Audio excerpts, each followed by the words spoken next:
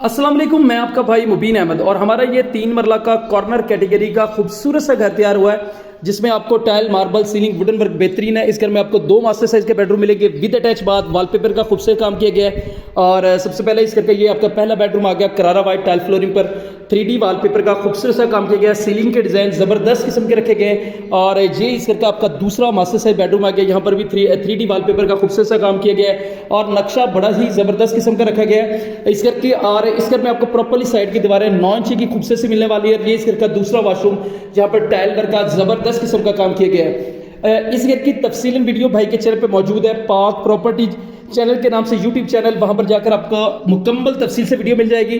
घर में भी छोटे मोटे वगैरह काम होने वाले हैं, वो इंशाल्लाह करवा कर देंगे। मुकम्मल वीडियो देखना चाहते हैं तो पाक प्रॉपर्टी चैनल के नाम से मेरा यूट्यूब चैनल, वहां पर जाकर इस घर की तफसीलन वीडियो आप देख सकते हैं। नूर पार्क सोसाइटी गज्जूबत्ता आहलू रोड लाहौर में घर वाक़या है।